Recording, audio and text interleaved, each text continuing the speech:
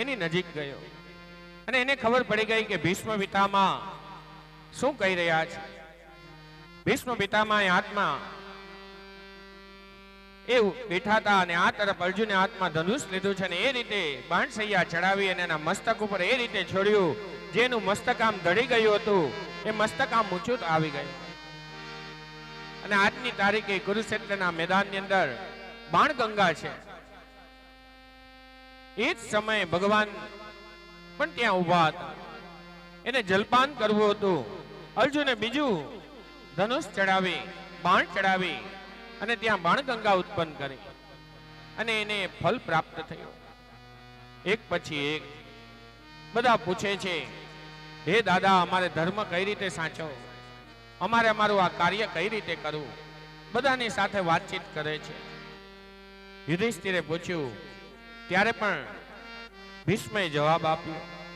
પછી અર્જુન પૂછે, કુંતા પૂછે, બધાનું પૂર્ણ થયું ત્યારે ભીષ્મ કહે છે, બધાને ઉપદેશ આપે.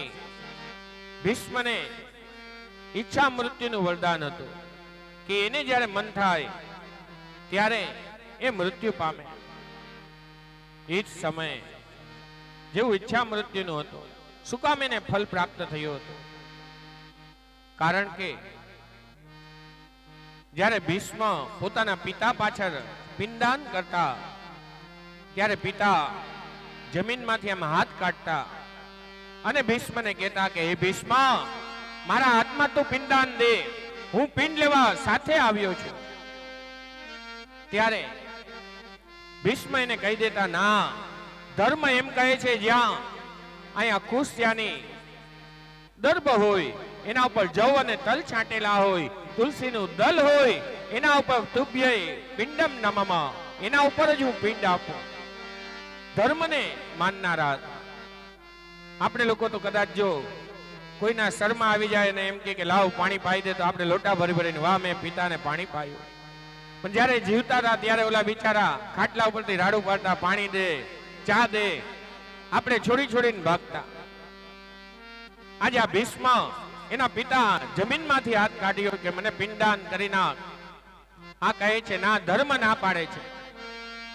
એને એ જ સમયે વરદાન મળ્યું કે જા બેટા, તને મૃત્યુ તારું મંચાવું મળશે. આજે ભગવાનની સ્તુતિ કરી અને આ તરફ 5 પાંડવો પણ ઉભા થયા. સદેવ દેવ દેવી.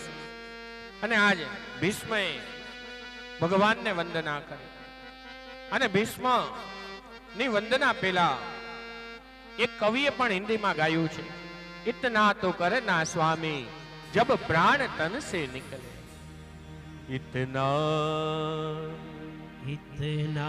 तो करना स्वामी, બધા ચા પી લ્યો એટલા લીધું. इतना तो करना स्वामी जब प्राण तन से निकले. इतना तो करना स्वामी जब प्राण तन से निकले.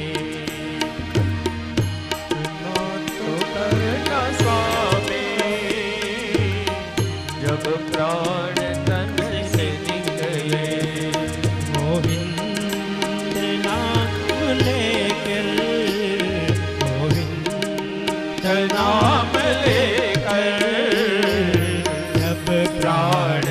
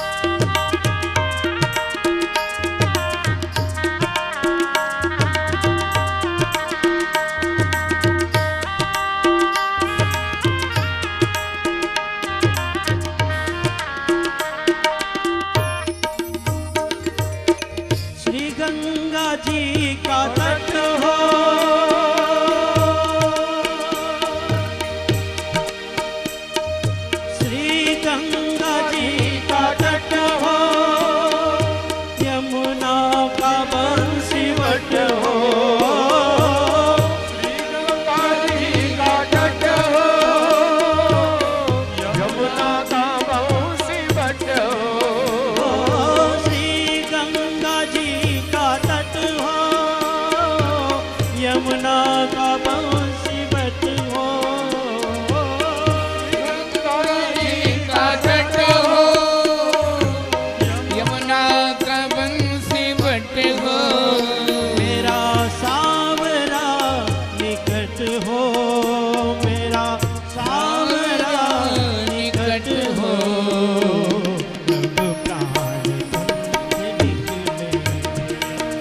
जब प्राण तन से निकले, इतना तो करना स्वामी, इतना तो करना स्वामी, जब प्राण तन से निकले, इतना तो करना स्वामी।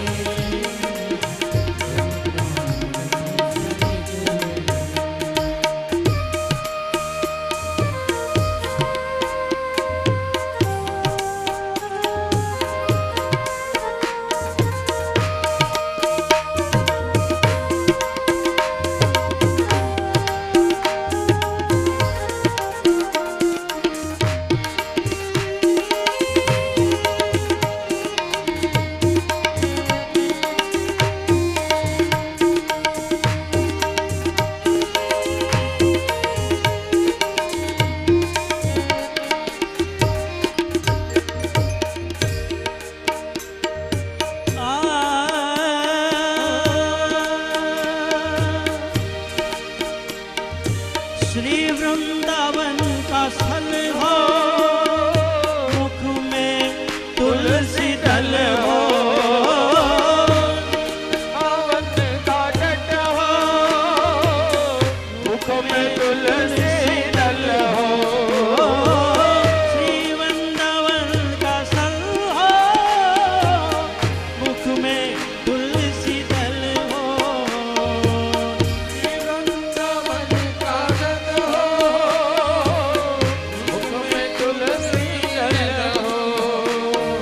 विष्णु जल का जल हो, विष्णु चरण का जल हो, जब प्राण तन से निकले, इतना तो करना स्वामी, जब प्राण तन से निकले, इतना तो करना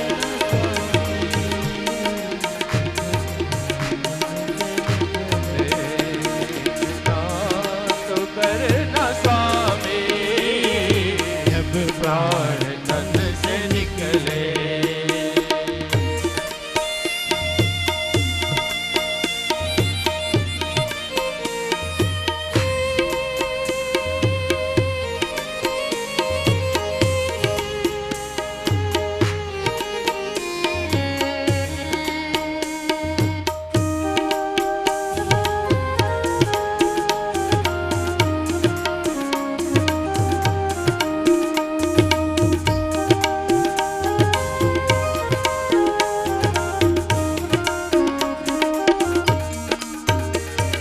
सन्मुख सावरा खड़ा हो,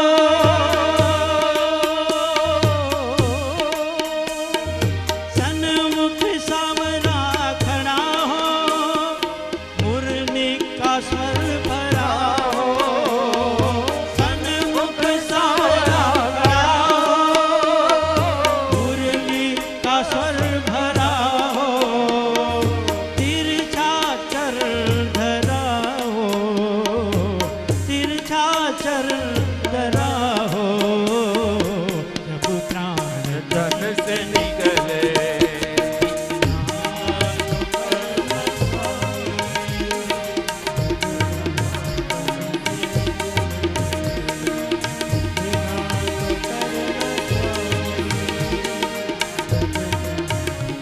से निकले।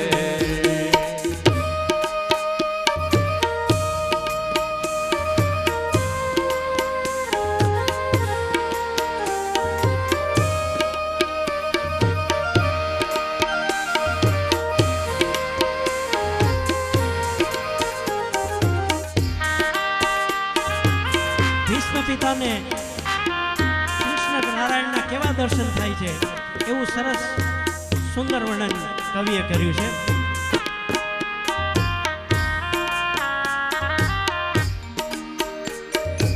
सिर सोहाना मुकट हो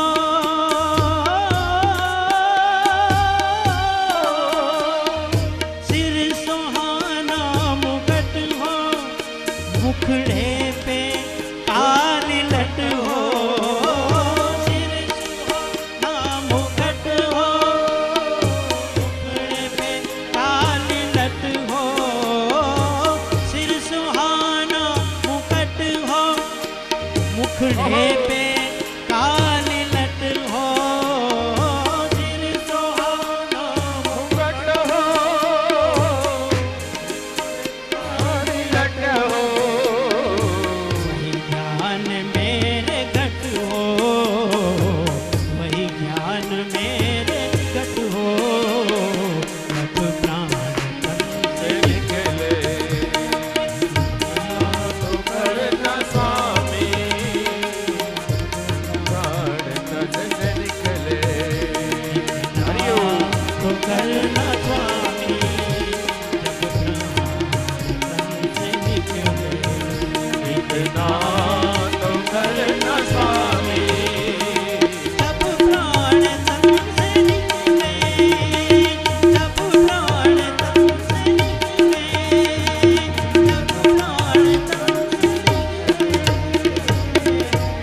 आज कविए पण गाયું इतना तो करे ना स्वामी जब प्राण तन से निकले. અને આ તરફ પેલો સ્કંદ 9મો અધ્યાય અને એનો 30મો શ્લોક એમાં સુખદેવજીની પણ લેખની કહે છે તદુપસર્તમ ગિરઃ સહસ્રાણિ વિમુક્ત સંગ મન આદિ પુરુષઃ કૃષ્ણે લક્ષેત દૈ.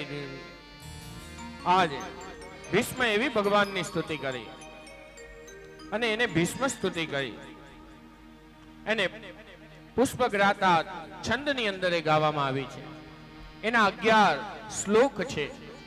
એક એક શ્લોકમાં ભીષ્મએ ભગવાનની વંદના કરી.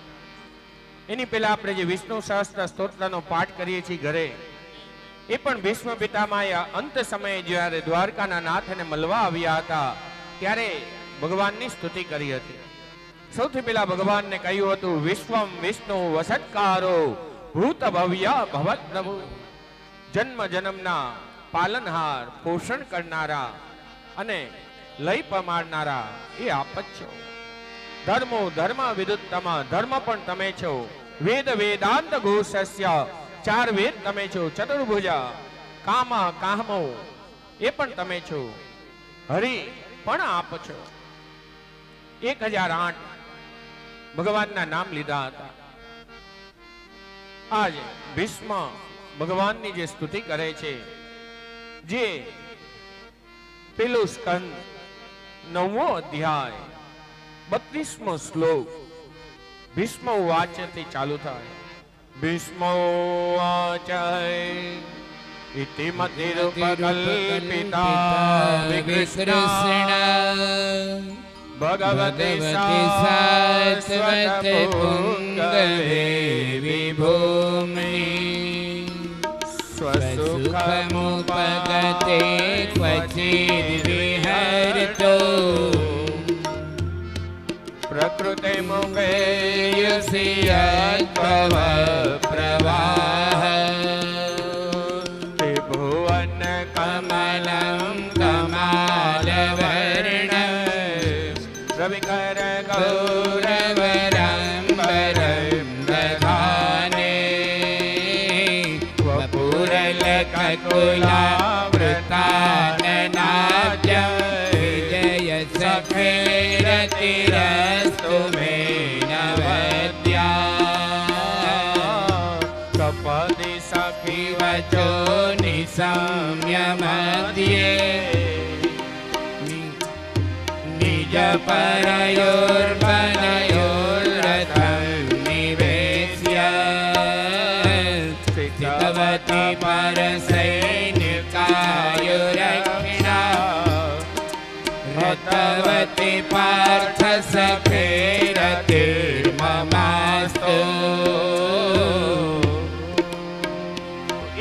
રૂપકલ્પિતા વિકૃષ્ણ. આજ ભીષ્મ પિતામહ કહે છે કે હે પ્રભુ, મારે મારી બે દીકરી પરણાવવાની રહી ગઈ. આજ પાંડવો ત્યાં દ્રૌપદી એ બધા વિચાર કરે કે આ દાદાએ ક્યાં કોઠામાંથી બિલાડું કાઢ્યું, આ એકે વાર મંગલ નહીં ને આ દીકરી આવી ગઈ, આ કઈ રીતે થયું? આ તો કોઈ સમજી ન શકે, પણ ભગવાનને કહે છે ઇતિ અને મતિ, મારી આ બુદ્ધિરૂપી જે દીકરીઓ છે એ મારે એને પરણાવી છે. ઇતિમતિ રૂપા કલ્પિતા વિકૃષ્ણ ભગવતે શાશ્વત પુંગવે વિભૌમે સ્વસુખમ ઉપહાર મુગત પ્રતિજ્ઞા. કહે છે મારે બંનેને પરણાવી છે. ત્યારે ભગવાન કહે છે કે તમે તો કહો છો કે દીકરી પરણાવી છે, હજી મારી બે દીકરી કુંવારી છે, પણ તમે પેલા તમારી દીકરીને પૂછ્યું કે એ પરણવા માટે તૈયાર તો છે ને, એને લગ્ન તો કરવા છે ને, એને તમે જે ગુરતીઓ છે મૂર્તિઓ એને ગમશે તો ખરા ને? ત્યારે કવિઓ તો કહે છે દીકરી અને ગાય દુરાવે એમ જાય. અને આ દીકરીનું આજ વાત આવી. આજ દીકરી કેવી હોય? માતા પિતાનું એક એક શબ્દને પાલન કરનારી. એ પછી ભલે અહીંયા હોય હાજર, પોતાના મા બાપના ઘરે હોય કે સાસરે હોય કે ગમે અહીંયા હોય. હજી 5 વર્ષ પહેલાનો જ એક સત્ય બનાવ આપણે ત્યાંનો જ કેશોદ ગામ, ત્યાંથી પિતા અને દીકરી બંને પાવાગઢ દર્શન કરવા જાય. બરોડાથી પાવાગઢ જઈ રહ્યા હતા. એ પહાડી રસ્તો હતો. આ સત્ય ઘટના છે. કોરોના ના સમય દરમિયાન પિતા અને દીકરી એ પાવાગઢ દર્શન કરવા જઈ રહ્યા હતા. રસ્તામાં એમની ગાડીનું એક્સિડન્ટ થયું અને પિતા મૃત્યુ પામ્યા. એના મૃતદેહને લઈ એ ત્યાં હોસ્પિટલ બરોડા આવી છે અને ડોક્ટરોએ એને મૃત જાહેર કર્યું. એનું પીએમ આદિ કર્યું, એના પેપર વર્ક કર્યા. દીકરી પાસે પૈસા નતા. દીકરી પણ એ જ સમયે આજ પિતા જઈ રહ્યા હતા અને આ તરફ દીકરી, એની પાસે પૈસા નતા. એ હોસ્પિટલની બહાર નીકળી, રેલવે સ્ટેશન આગળ આવી, બસ સ્ટોપ આગળ આવી, બધાને આજીજી કરે કે કોઈ મને હેલ્પ કરો, કોઈ મને મદદ કરો. હું પણ આ યુવાન દીકરી એને જોઈને બધા ને એમ થયું કે આ તો પૈસા પડાવવા વાળી લાગે છે, એને કોઈ હેલ્પ નથી કરતો. એટલામાં એક કેશોદનો એક ડ્રાઈવર રાજુભાઈ કરી એ ત્યાં હતા. એને દીકરીને પૂછ્યું કે હે દીકરી, તું એમ કહેશ કે આ શું તારે એવી તકલીફ પડી છે, એવું શું થયું છે એ મને તો કહે. ત્યારે કહે છે કે હે ભાઈ, મારા પિતાશ્રી પાવાગઢ દર્શન કરવા આવતા હતા અને રસ્તામાં એક્સિડન્ટ થયો અને ગુજરી ગયા. હવે મારે એનો મૃતદેહ લઈ ઘરે જવું છે, મારે ઘરે લઈને જવું છે. મારી પાસે પૈસા નથી, કોઈ મને હેલ્પ કરતું નથી. આ દીકરીની વાત સાંભળી પેલા પોતાની ગાડી હોસ્પિટલ પાસે લીધી. પેલી દીકરીને કહ્યું કે ચાલ તારા પિતાને આમાં સુરાવી. એ મૃતદેહને પાછળ સુરાવ્યો. આ દીકરી બાજુમાં બેઠી. સમય વ્યતીત થયો. પ્રાતઃકાલનો સમય થયો. 3-4 વાગ્યા હતા. કેશોદ પહોંચી. દીકરી પોતાના ઘર પાસે ગાડી ઊભી રખાવે. કહે છે ડ્રાઈવરને કે હમણાં હું આવું, બાપુજીને લેવા હું ઘરની ચાવી બાજુમાંથી લેતી આવું. એમ કરીને દીકરી ત્યાંથી ગઈ. અડધી કલાક થઈ, દીકરી આવતી નથી. પેલી તરફ સૂર્યોદય થયો. ગામના માણસો આમ નીકળવા લાગ્યા, ઝાડુ પોતા થવા લાગ્યા. ત્યાં એ જ સમયે બાજુવાળું ઘર ખોલ્યું. આ ડ્રાઈવર એની નજીક ગયો અને કહે છે હે ભાઈ, હું એક ભાઈને લઈને આવ્યો છું. એ મૃત્યુ અવસ્થાને છે. એની દીકરી ઘરની ચાવી લેવા સવારે ગઈ હતી, હજી સુધી પાછી નથી આવી. બોલો ભાઈ ગાડી પાસે આવ્યો. ગાડીમાં જોયું આ તો આ બાજુવાળા ભાઈનો મૃતદેહ છે. એ સમયનો મૃતદેહ ઉતાર્યો, ત્યાં ઘરમાં લઈ ગયા. આજુબાજુવાળા ભેગા થયા. પેલો ડ્રાઈવર વિચારે હજી ઓલી દીકરી કેમ ના આવી, કેમ ના આવી. ત્યારે એટલામાં એની નજર ઓલા ફોટા ઉપર પડી. એના ઉપર ફૂલનો હાર ચડાવેલો હતો. એને નજીક ગયા, કોઈને પૂછ્યું કે આ ફૂલનો હાર ચડાવ્યો જી કોણ છે? ત્યારે પેલા કહે છે એ જ એની દીકરી હતી. તમે કહો છો કે તમારી સાથે આવી, આ ક્યાંથી શક્ય હોય? ત્યારે પેલો કહે છે ભાઈ સાચી વાત છે, હું ત્યાં બરોડા હતો અને ત્યાં મને આ દીકરી જે આજીજી કરી અને એ જ મને લઈને આવી, એ જ મને આ ઘર આગળ ઉભો રાખ્યો કે હમણાં હું ચાવી લઈને આવું છું, તમે કેમ કહો કે એ ગુજરેલી છે? ત્યારે ઓલા કહે છે આ કોરોના પેલામાં જ સમયમાં એ મૃત્યુને પામી. એના પછી એનો બાપ એકલો હતો, એને લગ્ન પણ નતા કર્યા, એની વહુ પણ મૃત્યુ પામી હતી. આજે દીકરી વિચારો, દીકરી કેવું ઘરનું એક સદસ્ય છે, કેવું છે કે જીવતા જોત તો પોતાના મા બાપનું વચન પાડે, પણ મૃત્યુ પામી હતી એને બાપ માં રજડે નહીં, લાવારીસમાં કોઈ એને બારી ના નાખે, ત્યાં કોઈ એને એમને ના સમજે કે આનું કોઈ નથી, તો અહીંયા બનીને ગઈ અને પેલાને પકડીને લાવી અને સાથે પોતાના બાપનો જે મૃતદેહ હતો પોતાના ઘરના આંગણા સુધી પહોંચાડ્યું એ દીકરી. આજ ભીષ્મ પણ કહે છે મારી બે દીકરીઓ કુંવારી રહી ગઈ. હમણાં જે આ વાત કરીએ સત્ય ઘટના છે. તમે ગમે ત્યારે કેશોદ બાજુ જાઓ, ત્યાં તમે આ જઈને ખાતરી કરી શકો. અને આ હજારો વર્ષ જૂનું, 100 વર્ષ જૂનું નથી, હજી આ 4 વર્ષ જૂની જ વાત છે.